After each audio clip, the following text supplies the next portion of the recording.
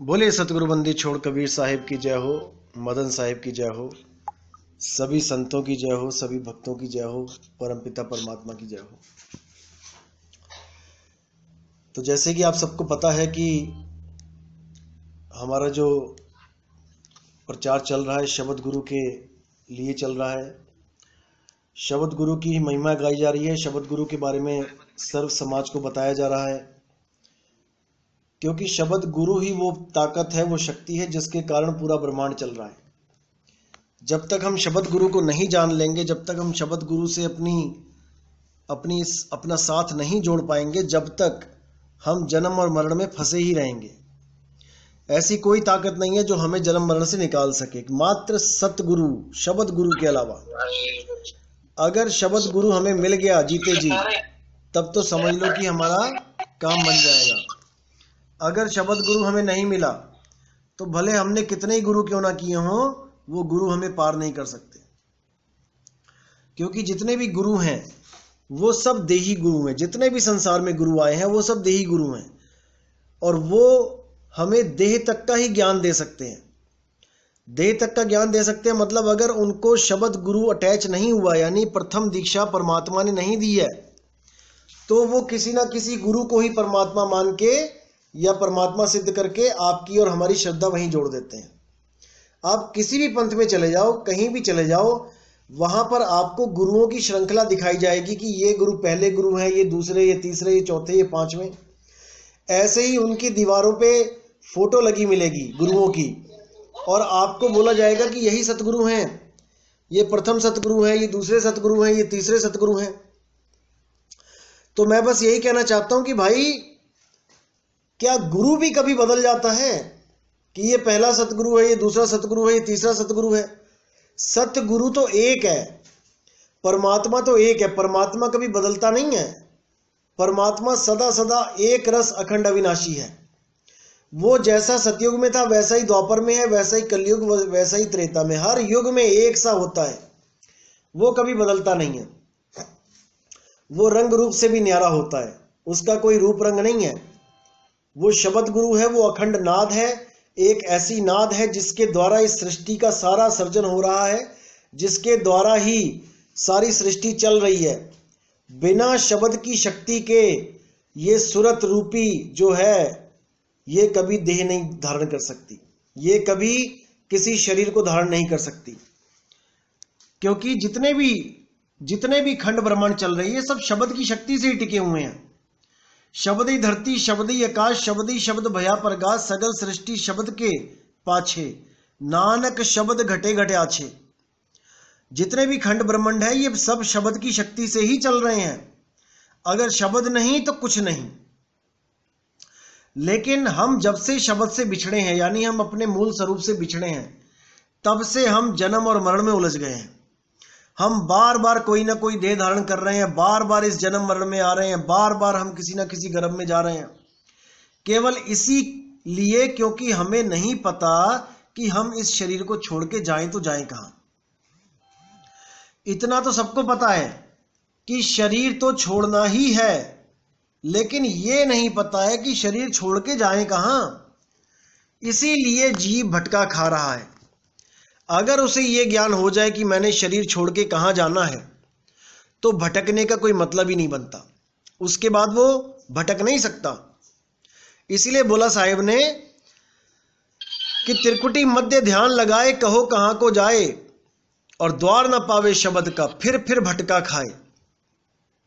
जितने भी पंथ, जितने भी समाज हैं आज के टाइम में, वो सब त्रिकुटी का ही ज्ञान देते हैं कि परमात्मा कहां विराजमान है, दोनों भावों के बीच में, दोनों आंखों के बीच में ध्यान लगाओ और वहां परमात्मा की ज्योत दिखाई देगी। परमात्मा गुरु के स्वरूप बना के आएगा, गुरु की शक्ल धारण करके आ जाएगा और आपको जन्म मरण से मुक्त कर देगा।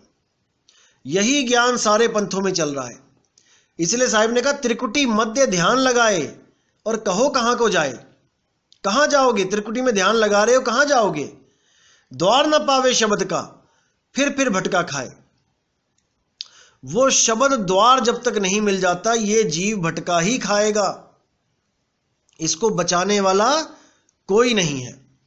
लेकिन जितने भी गुरु मिल रहे हैं वो शब्द के नाम पे क्या दे दे रहे हैं? 52 अक्षर, 52 अक्षरी शब्द पकड़ा देते हैं।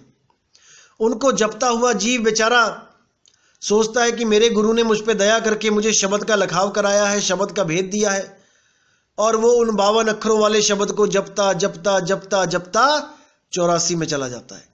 अगर अच्छा संस्कारी जीव है, मीट मांस दारू सबसे दूर है, तब तो भले परमात्मा दोबारा मौका दे दे, इंसानी चोला दे दे।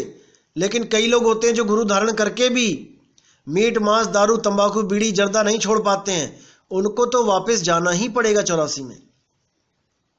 उनको बचाने वाला कोई नहीं है, चाहे वो चेला होए, चाहे वो गुरु होए, चाहे वो कोई शिष्य होए, चाहे वो साधु होए, चाहे महंत होए, चाहे महात्मा है, कोई भी होए। जो कबीर साहब के उसूलों पे नहीं टिक पाया उसको मुक्ति नहीं मिल सकती, चाहे कितने ही सफेद कपड़े, लाल कपड़े, पीले कपड़े पहन के बैठा है। इसलिए साहिब ने बार बार समझाया कि वो शब्द विदेही है भाई, वो देही शब्द नहीं है। शब्द शब्द सब कोई कहे वह तो शब्द विदेह, और जीवा पे आवे नहीं, निरख परख कर ले। वो शब्द जीभ पे नहीं आता है, ना होठों पे आता है, ना कंठ पे आता है, ना दांतों से चलता है, ना जीवा पे आता ही नहीं है, मुख का उसका काम ही नहीं है। इसलिए साहिब ने बोला कि जहां लग वाणी मुख पर कासा, तहां लग काल करे सब ग्रासा। जितने भी नाम इस मुख से बोले जाने वाले हैं, जब तक आप इनका जाप कर रहे हो, आप काल के अंडर ही हो, आप काल के मुंह में ही हो। इस गलत फहमी में नहीं रहना है कि आप काल जाल से निकल गए, आपको गुरु ने नाम दे दिया, ऐसा बिल्कुल नहीं है। साहिब कहते हैं जहां गाहक तहां है नहीं, और है तहां गाहक नाही, बिन विवेक भटकत फिरे, पकड़ शब्द की छाही। जहां गाहक तहां है नहीं, यानी जहां पे तो भीड़ लगी हुई है, करोड़ों लोग जा रहे हैं, जहां ग्राहक है शब्द का, उस पंथ में शब्द ही नहीं है, उसका भेद ही नहीं है। जहां गाहक तहां है नहीं, और जहां है तहां गाहक नहीं। जहां पे शब्द भेदी गुरु बैठा है, वहां पर उसका कोई ग्राहक ही नहीं है, उधर इक्का दुक्का बंदा ही जा रहा है, क्योंकि ये ज्ञान किसी के समझ में ही नहीं आता जल्दी, इसलिए इसका कोई खरीदार भी नहीं है। जहां गाहक तहां है नहीं, और जहां गाहक तहां है नहीं, हूं तहां गाहक नहीं, बिन विवेक भटकत फिरे, पकड़ शब्द की छाई। शब्द की छाई क्या होती है? ये देह है काया, इस काया की होती है छाया। जैसे आपका शरीर है तो आपके शरीर की ही एक छाया बनेगी। शरीर है तो छाया है, शरीर नहीं तो छाया भी नहीं। इसी प्रकार शब्द की छाई बोला कि शब्द की छाई क्या है?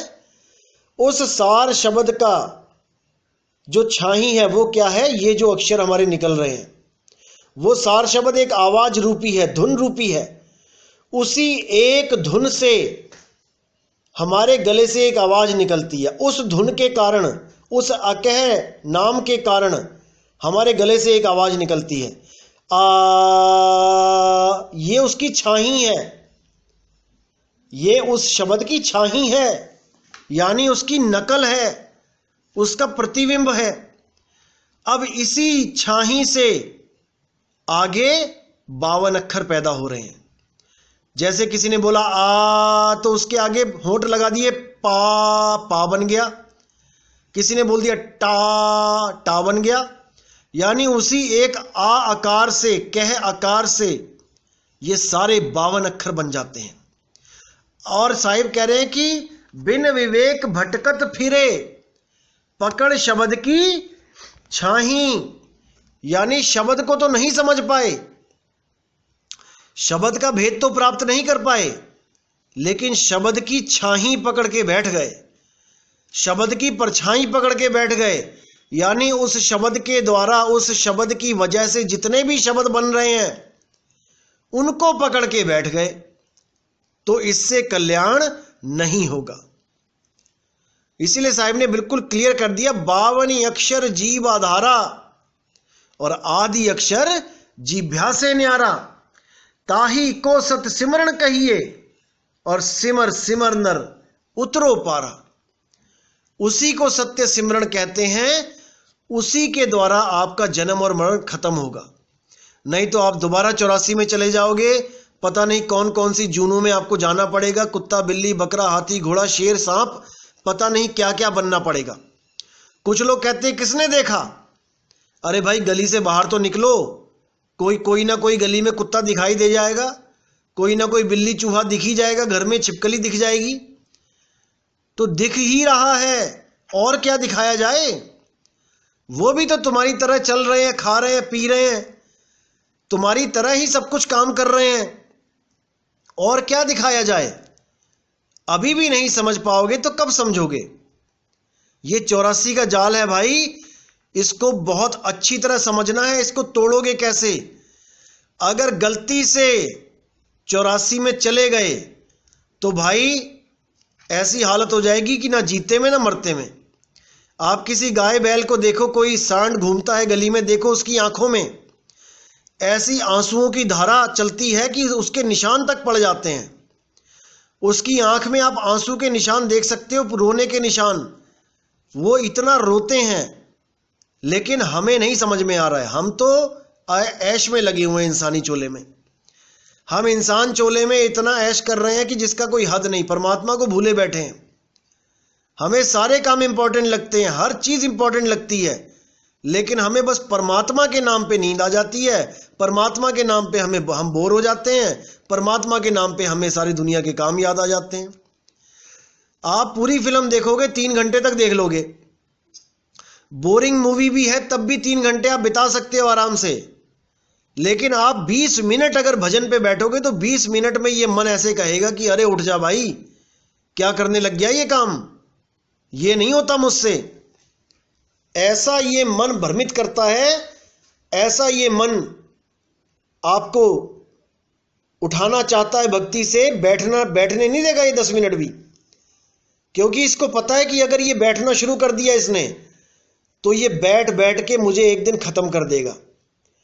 क्योंकि सिमरन से क्या होता है, मन मर जाता है, और बिना मन को मारे आप जा नहीं सकते।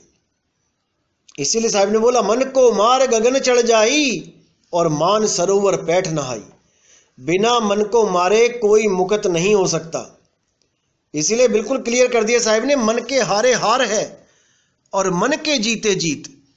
कहे कबीर गुरु पाई है मन ही के प्रतीत। आप जो सत्संग सुन रहे हो ये भी मन ही कह रहा है कि सत्संग सुना जाए, लेकिन क्यों कह रहा है? क्योंकि आपकी सूरत ने इस मन के ऊपर लगाम लगा दी है। आपकी सूरत को पता लग चुका है कि मैं मन के झांसे में फंस गई हूं, अब मुझे बाहर निकलना है। तो इस मुझे पूरे मन का खेल समझना पड़ेगा कि ये मन कैसे पकड़ता है, क्या करता है। इस भेद को जानने के लिए आप हमारे सत्संग सुनते हैं कि हमें पूरा भेद पता लग जाए एक बार। क्योंकि भेदी गुरु वही होता है जो सारे भेद खोल देता है। जब तक आपको दुश्मन के सारे भेद नहीं पता, जब तक आप दुश्मन को मार नहीं सकते। राम जी ने कितना जोर लगा लिया रावण को मारने में, कितनी बार उनका सिर काटा, कितनी बार प्रहार किया, लेकिन जब तक भेदी विभीषण नहीं मिला, जब तक रावण को मार नहीं सकता था कोई। क्योंकि नाभि में अमृत लेके बैठा था वो, उसकी नाभि में अमृत था, जिसकी वजह से वो अमर था। तो विभीषण ने भेद दिया कि भाई नाभि में तीर मार, तब राम ने रावण की नाभि में तीर मारा। भेद मिला तो मारा गया, भेद नहीं होता तो जन्मों जन्मों तक युद्ध करते रहते, मरता ही नहीं। इसी प्रकार जब तक मन के पूर्ण भेद ना समझ में आ जाए कि ये मन क्या है, कैसे करता है, जीव को कैसे फंसाता है, क्या क्रियाएं हैं मन की, कैसे हराना है मन को, मन की हद कहाँ तक है, इसका राजपाट कहाँ तक है, कहाँ तक इसका फैलाव है, कहाँ मन माया का राज है, कहाँ तक। जब तक ये सारी बातें नहीं समझ में आ गई, जब तक आप मन के दायरे से बाहर नहीं निकल सकते। मन के दायरे से निकलने का एक ही रास्ता है कि मन के बारे में अच्छी तरह जान लो कि ये मन क्या है, कैसे कहाँ तक ये जीव को उलझाता है, कैसे उलझाता है। जब ये सारा ज्ञान आपको समझ में आ जाएगा तो इसी मन राजा के सिर के ऊपर बैठा दिया जाएगा आपको, इसी काल के सिर के ऊपर बैठा दिया जाएगा। क्योंकि कबीर साहब कहते हैं, काल के माथे पांव दे सतगुरु के उपदेश, और साहिब अंक पसार के ले चले अपने देश। जब तक मन के यानी काल के, काल निरंजन के सिर के ऊपर पैर नहीं रखोगे, जब तक ये हारने वाला नहीं है। इसके उस सिर के ऊपर पैर रखना ही पड़ेगा, और कोई चारा नहीं इसको हराने का।